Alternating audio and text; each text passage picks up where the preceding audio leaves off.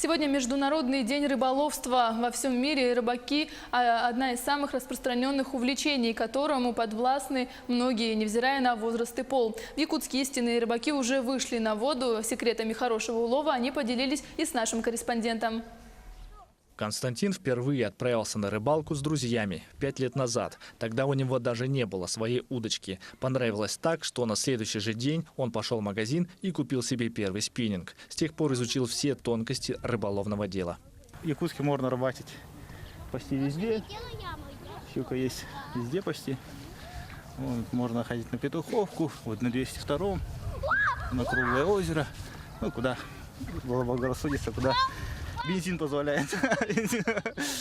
У Геннадия стаж рыбалки около 50 лет. Начал рыбачить еще мальчишкой. Сейчас заядлый рыбак владеет всеми необходимыми для хорошего улова снастями и навыками. В этот раз рыбачил на удочку. Поймал так называемую мирную рыбу всего за 1,5 часа. Первый раз пришел и начал ловить.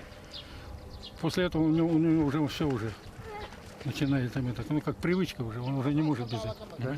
Как наркоманы, как вот это все. Точно. Да? Что как это, больные люди. Рыбаки это больные считаются. А что испытываете, когда вот рыбачите? Ну поймал, конечно, испытываете. Вообще душу отводишь, короче, вот едешь, например, душу отводишь. Да?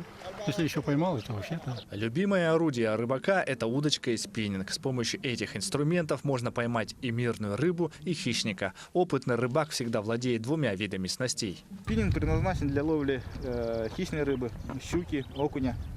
Вот. А удочка обычно это на маленькую, ну, как бы травоядную рыбу. Ну, на червячков ловим, на опарыша можно ловить. Вот.